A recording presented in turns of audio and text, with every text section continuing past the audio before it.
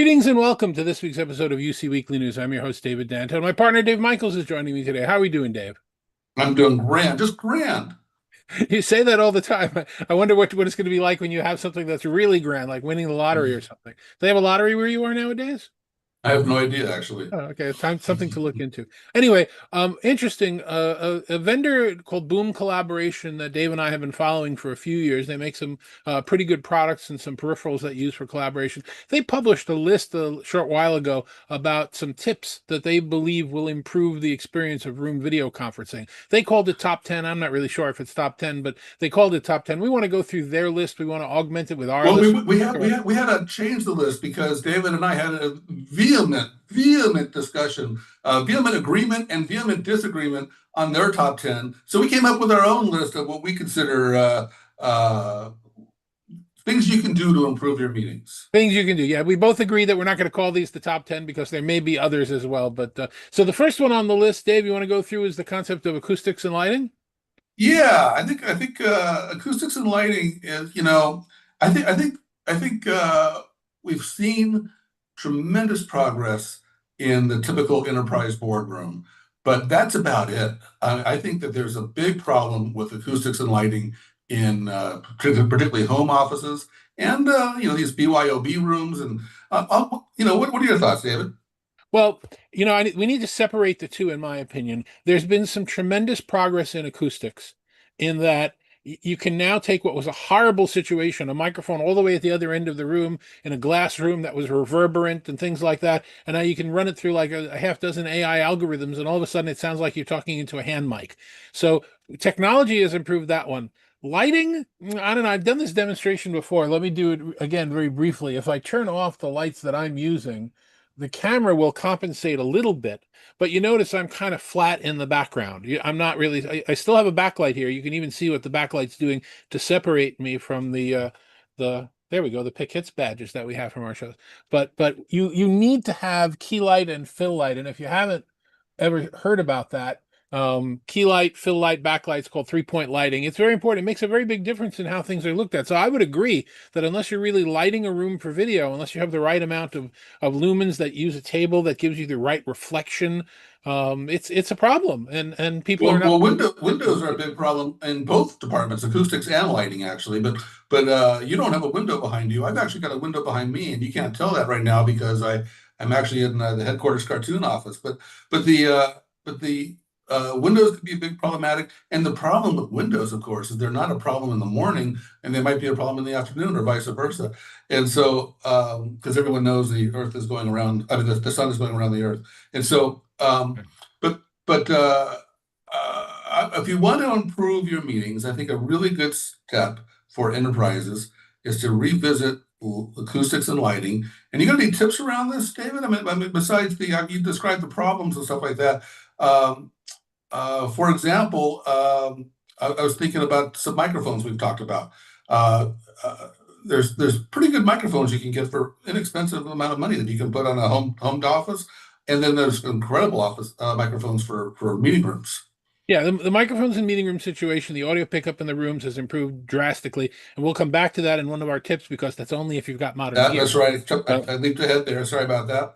What but about stuff like this, David? What about stuff like this?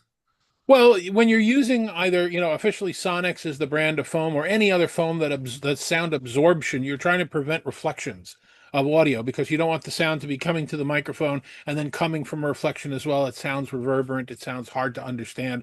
But again, the AI algorithms are helping with a lot of that. So I think we're not going to need to treat the rooms as much as we did before. We are going to need to make sure that the base lighting is of a decent quality and that the separation is there and that they're using the Well, right our tape. audience didn't get to hear the prior conversation, but if I hear you correctly, Mr. Danto, you're saying we should rely on AI. Is that what you're saying? Because that's not what I think you were saying earlier. No, I'm saying that for audio conditioning, there are some really awesome capabilities now being built into most of the room systems. And what was something where you would have to make sure the mics are close and there are no glass walls and all the rest of it is now being Yeah. tackled by stacked audio algorithms, which are technically AI. So I'm Yeah. very impressed with that. That's what I call real AI, as opposed to a summary that's often wrong. Real Yeah, AI we ran into fixes that life. at info. It was at Infocom, right? Because we ran into the Cisco booth, we ran into it at the Nariva booth. They both had this new gear, new microphones, and and faster, better, cheaper. We get that, but they also both made the point that it sets up much faster than the Cisco ceiling mics and the Nariva. What was the The family? HDX. They're all HDS. you press a Yeah, button uh, and they're HDL too. You press a button and it sets up for the room. So a lot of that's yeah. built into the gear. Yeah, amazing, amazing. It's actually absolutely amazing. But All right, next nothing one. touches lighting. Next one was the Um, idea of the equipment and are you getting the right stuff that you need? it's more than just the equipment. It's the equipment to the room. And I think people make a mistake about this. They get the right equipment, and there's a lot of advantage to just standardizing on equipment. Then you've got spare parts, you can move things around, everybody knows how to use it. But the thing is, a lot of this equipment is designed specifically for certain types or sizes of rooms. And maybe because of hand-me-down policies, and one room got upgraded, so it follows down. Whatever. But I think we find a lot enterprises have the wrong equipment and or the right equipment in the wrong room or the right equipment in the wrong room. I don't know what it is, but something's not compatible here. Well, if people watch the talking points reviews that I do of some of the video bars that I've done over the last year, I do them upstairs in my dining room, which is about 6 feet away. I'm sitting. If you can't get 6 feet off of a system, you have to call it a small room system, which many of these manufacturers do.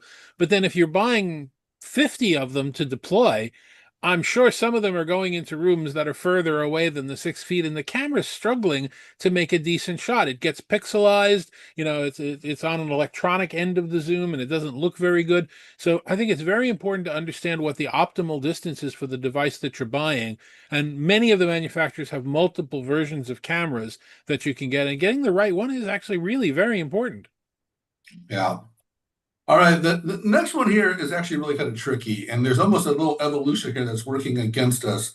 I'm going to go back to the old days. I'm going to say AI 1.0 here, but but at one point we had really good transcription technology. I'm going to call it AI 1.0, and all this, it didn't happen live, but after the meeting was done, you got a nice transcript, and we kind of got used to that. You got used to that too, didn't you, David? Yep, Um, absolutely. and then with the newer AI, I'll say current AI, current AI, the transcripts have become so powerful and so capable. They can do it real time. They can do all this stuff that now they don't actually turn them on necessarily. And so maybe explain that one a Yeah, little bit, it's David, because got a few nuanced problems, but that are really serious. First of all, in the past, as you point out, if I wanted to record a meeting, I'd record a meeting, and then I'd take that recording and get it transcribed. And it was an expensive and bulky process, but it worked. Now with AI, you're kind of capturing every meeting. And I say kind of importantly because maybe you are and maybe you're not. At the end of a meeting where there's AI engaged, you're getting a summary of what it was, and oftentimes summary is wrong. But let's not go into accuracy at this point. Every time you do that, you're creating a discoverable document. So if there's ever a lawsuit, you've got to have a retention policy. Do you have to hold that for 5 months, 6 months, a year? So that all creates a lot of compliance issues around that.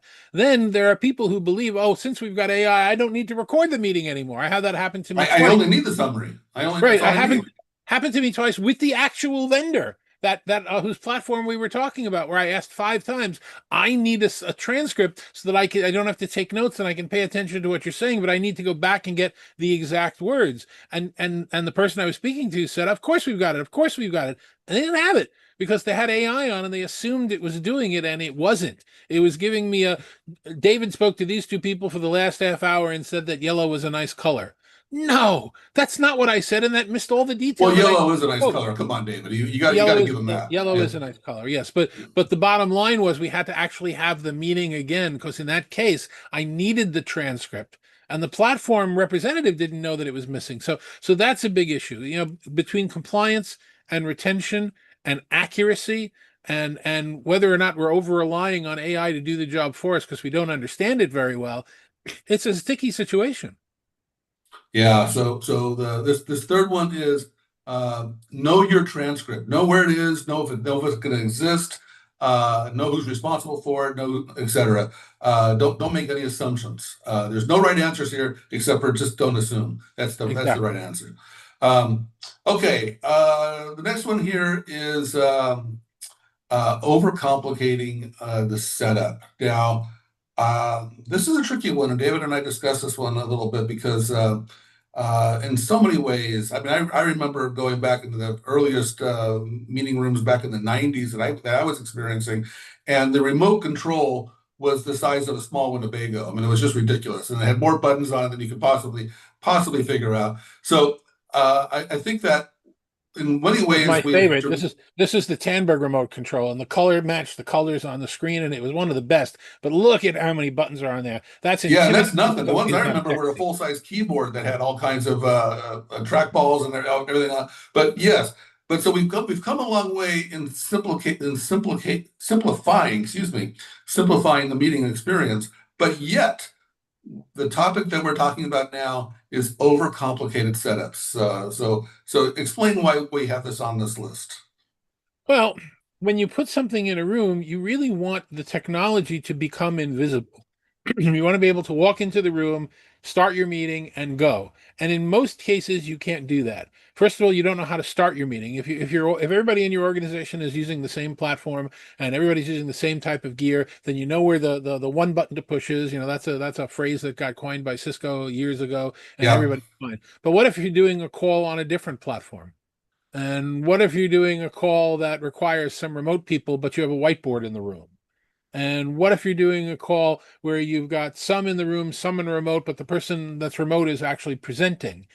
Once you get past the beginning, hey, I'm looking at you and we're having a conversation, it gets kind of complicated. And in many cases, it's not necessary. Now, I'll preface that by saying for decades, for 30, maybe 40 years, we AV geeks built rooms for us. We built rooms so that in case, and I've said this before and people have made fun of it, in case a spaceship came in from space and they presented us with a computer we'd never seen before, there's a way to plug it in and it would work. It had to do everything. And what we found was users came back to us and said, nah, I wanted to do one thing really well. I wanted to do two things really well and really easy. I don't need the prepared for the 99th percentile case. I want it for the typical case that works in the room. And we've started to do that. We've started to make more simple gear, but you have to go look at it and make sure that the gear that you're putting in is appropriate for the room and is modern, which is another one of our points going forward. yeah. So pro tips. Pro tips to simplify this. One is just standardizing equipment, and so you can't necessarily. We just talked about appropriate equipment for the right room size, but standardizing it within a vendor family, within a vendor's a meeting platform. So meetings do start consistently, and people know how to work the equipment. And then that never works completely because there's always some new product that you're evaluating and whatever. And so those exceptions need to have really clear instructions, laminated on the table, available so everyone can figure out how to work this stuff. And so it's just amazing to me how many meetings I'm in where people can't figure out how to do real basic stuff. I don't know how to do that. I can't figure it out. And there's some resistance to the idea of the laminated instruction card in the room because what comes back is that it should be easy enough so that I don't need it. And that's not inherently wrong. There's no instruction card provided with a smartphone nowadays. People just figure it out. But what needs to happen is for these slightly more fringe cases, you need to communicate to everyone within your organization, this is how we handle it. Do you have to present from this computer? Do you have to do an interoperable call? Do you have to do this? These are the instructions how to do it. Know it. Do it that way every time. And some people learn from the laminated cards. Some people learn from watching videos that have been posted online. Some people you need to Yeah. go hand over hand. But the point is, prepare for it in advance. Don't just let Now, it. one thing, on a personal level, when I get confused about something, how do I change this battery in my car key fob, whatever? I go right to Google and I search it and I find a video very quickly. So, on one hand, that's kind of happening in the meeting rooms too. We're starting to get to the point where you could actually ask the room, "How do I do something?" It's not quite mainstream yet, but it's on the cutting edge, and I think we're going to see a lot more of that. Absolutely. All right. So the next thing on our list you want to go through is this concept of privacy. And I think it's actually really important. I've made this point in a lot of documents in the past, which is in order to get meeting summaries with attribution. So you know right Wait, now wait, the wait, wait a minute, David. Are you allowed to say this publicly? Is this okay, or do we have to use some sort of sign language or something to make No, sure? I'm allowed to say this publicly. I've opted Okay, in, which is the key okay. point. When you read a transcript of this meeting, if you ever read a transcript of this meeting, it's going to say that David Danto is talking as opposed to Dave Michels. It knows who I am. The reason it knows who I am is because I have opted in to say, yes, you can associate my voice and in some cases my face with me talking so that you always know what it is. And it's important that that be something that you opt in for, that it doesn't happen automatically. And it's a questionable sticky situation. I had the debate with some folks from Zoom and some folks from Microsoft Online recently about this, where they're saying that even though the setting to do this in the organization is now been switched from default off to default on, I still have to opt in to allow it to recognize me. Well, not This necessarily, because you don't have to opt in, and it might just say speaker one, and it knows who every time right. speaker one talks, but it doesn't necessarily associate that with your name. But But we're but certainly, here's my point, though, is that if I'm in an organization in this environment where hundreds of thousands of people are being laid off, and I'm the guy who says, no, I don't want you using my face, I don't want you using my voice, I don't want you to record that, is that going to reflect poorly on me? Can I really opt out of that, or is that the typical legal definition of duress and a contract under duress, or I'm afraid for my job? It's a very scary situation, and I don't think we have a resolution to it yet. We probably will once we get the first lawsuit, and it'll probably happen in Europe because GDPR is stronger than what we have in the U.S. But it scares me that we're leading to a point where everybody's saying, "Come on, jump off the mountain. Nothing's going to happen to you," yeah. and I think something will. But I think the main point that I wanted to make on the privacy issues is that we want to, and it's kind of not our problem, right? This is IT's departments. The company has to figure this stuff out, not me, the individual employee. And that's kind of the way it's been true with a lot of different IT systems, and that's kind of the way it's been true with meeting systems up until recently. The problem is with AI-based transcripts and AI training, and where the data is, whether these calls are being used for training data, whether the chat becomes discoverable or not in other systems. There's all kinds of issues, and it's getting so complicated that the corporate messaging is changing. Everyone's responsible for security, and they've been saying that for a while, but it's actually really becoming true. So everyone's responsible for security. The problem is nobody understands what's going on. And so I think it needs to be really clear. This is a kind of an enterprise training issue, but how are meetings stored? How are transcripts stored? It needs to be kind of clear, and enterprises need to demonstrate the transparency with their employees if they want their employees to own it, to participate. And if my voice and face are being recorded and archived by the organization that I work for in the world of AI we have nowadays, is there any reason why they can't use that likeness and voice to say whatever they want to say in the future? Who owns the digital rights to that? So Yeah, it's again, the first litigation is going to set the precedent for that, but we haven't hit it yet, so we're still in the Wild West phase. yeah, yeah. All right. The next one here is actually one of my favorite topics, and one we had some debate over when we were preparing for this conversation about consumer gear in professional use cases. Um, and I've got a bunch of real strong opinions on this, and Mr. Danto does too. I was not expecting him to challenge me on the word consumer. You don't even like the word consumer, David. No, we used to have consumer and professional gear in the world, and now, honestly, the truth for at least the last 5 or 10 years is it's all the same stuff. It might be boxed differently and named differently, but it's all the same chips, it's all the same cameras. The question is, are you getting something of high quality or not? The reason I disagree with that is actually because a lot of IT products do have a consumer and business line. Like, you go buy a laptop, there's going to be a consumer cheap laptop for $300, and there's going to be a business entry level laptop for, $800. And that difference in price has different chips and different cameras. Cameras have come a long way in laptops. It took a long time just to get cameras to 720, but there's still a lot of really crappy laptop cameras out there, and laptops even have worse microphones and whatnot. And the thing is, you don't think about this in meeting rooms, but if everybody's working from home and everybody's working at coffee shops, and then or coffee shops might be a bad example because you might be using a headset, but even headsets are another whole story. There's definitely consumer class headsets and business class headsets. So my point is that there's definitely a lot of consumer gear out there that IT doesn't necessarily think they own. It's not their problem. If you're using your own little personal headset, that's great. But you have to be aware that if you're using really crappy gear, people can't hear you or see you very well. Well, And this yeah, go situation ahead. got exacerbated during the pandemic, the earliest days of the pandemic, where all of a sudden everybody was working from home and not everybody was prepared to. So, do I bring my monitor from the office? Do I bring my notebook with it? And what should have been done then, and for the most part wasn't, is organizations should have standardized what their policy is for gear for people that are remote.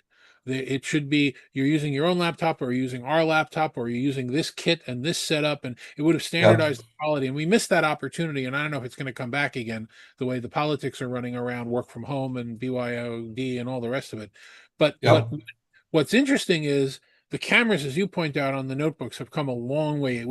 If you remember, there was a rush on any type of external USB camera because a lot of notebooks didn't have them, and the ones they had were terrible. That's pretty much passed. The cameras that are in notebooks right now are actually pretty good. I mean, the number of megapixels on our phone are outstanding right now. What hasn't yep, changed, you're still running into people that are talking into their computer. And I have one in front of me, and they talk, where is the speaker? Where is the microphone? What kind of audio yep. cancellation? You always want to have some type of external device, be it a headset or a puck of some type. Jobber makes them and Poly makes Yeah, them. and You, what is this? You recommended this one to me. What is this? Cardioid HyperX. microphone. Yeah. Yeah, very Also an inexpensive. also an HP product, by the way. But it's a hypercardioid system where it's going to give you much better audio, and you don't need to see it on camera. You don't need to wear a headset, but it only works like I am now in my home office, and I assume you are as well, because there's no noise going on around here. If I have other Yeah, people in the room, if my wife's on her meeting at the other end of the room, then I must wear a headset. So it's all the other answer is it's also not only one thing that you need. You need multiple things depending upon your situation. yeah. No, I think that so. And I'm going to defend webcams. You said that the laptop cams have gotten so much better. Um, I just got my wife Logi Brio. They make about 700 different models now, I think. But the feature that she liked actually that surprised me because I'm like, oh, look at this camera, and then rattling off all these incredible specs because that's who I am. And she's like, oh, but I like that shutter. It physically closes, and that's what she liked. But webcams are fantastic. They're inexpensive Huh? and they have better microphones and they solve a lot of problems. And so, and this kind of goes back to we talked above about simplifying things. We didn't really talk about simplifying the management, but if you stick with one brand, you can update the firmware. You can often manage these things more easily remotely or centralized. A lot of benefits. And so I strongly recommend enterprises kind of not to treat this as just junk and just buy whatever's on sale, but to put together a plan about what they Yeah. should use. It's that whole idea of that last mile, that last inch, whatever it is. You're only as good. If you're running a $20 million platform through a 599 device, that's what it's going to look like. That's I definitely don't know what you mean by last inch. I deal with centimeters. I've gone metric, man. centimeters, millimeters. Yeah, I Well, read some. America is inching toward the metric system. We'll just leave it at that. So the next category here is legacy hardware. It's kind I of the same mentioned thing. before. Well, yeah, it is kind of the same thing. The problem is, it's when you talk about headsets and microphones, it's cheap little things. But sometimes companies spend, $10,000 or whatever on a room system, and they just don't have the heart to throw it out. So they just keep on moving it down the hall to a different older room, and they keep on upgrading the top room. And you get down, 6 doors down the hall, and this stuff is getting pretty darn old. I mean, it's really time to retire this stuff. And Uh, all of the features that we talked about, where the cameras aim themselves, so you don't need the silly remote, where the audio knocks out some of the processing issues and it sounds a lot better, and all of those things that we've come to understand are part of video now, and all of these improvements we had over the last 5 years, don't mean a thing if you haven't upgraded your gear in the last 3 or 4 or 5 years. It's time Yeah. to get some of these features to save money, to save headaches, to be more monitorable and more actionable. So I think that, in terms of, a category that we would be ending this conversation with, that's definitely one that I think is really important, which is use modern gear, because you're missing out on so many capabilities if you don't have modern equipment in your rooms. Now there's a gray area between modern and legacy, and so in that gray area in between, update firmware, make sure it's still supported. You know, it's either alive and well and part of the family, or it's out. That's my advice. Yeah, does the All right, well, manufacturer even support the version that it's on anymore? yeah, exactly. Yeah. Um, uh, you call up support, and they have, there's like, and they have no idea. There's not even an employee there anymore that remembers how to work that gear. Yeah. Um, uh, okay, I'm not going to. I've got some examples in my head, but I'm not going to pick on anybody. So, last one. Let's wrap it up here with a purely training issue. You want to lead it off, David?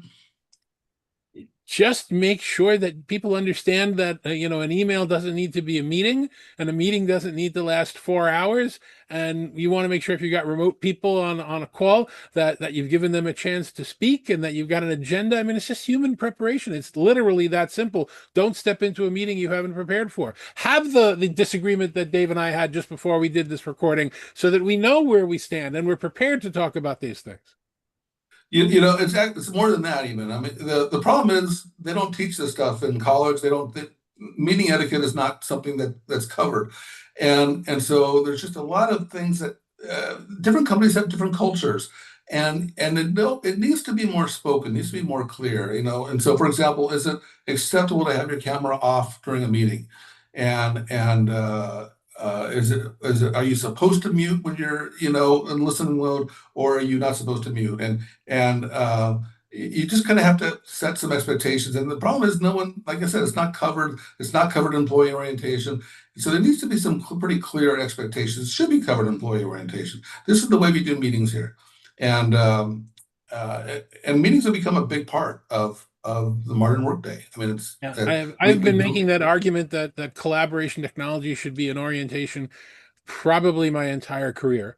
And we haven't had any traction, and that's like 40 or something years. So good luck with that. But yes, it needs to be communicated to an organization. This is how we do things here. Otherwise, people won't know, because asking a neighbor is like sending a teenager out and asking about the birds and the bees from somebody on the street. If you want them to understand the truth and how you want it perceived, you got to tell them yourself. Or Dave, thanks for having the conversation with me and bringing out a lot of these important subjects, because I think it is important that people understand this. And thank you very much for watching, as you do every week. This is David Danto. We will see you next week.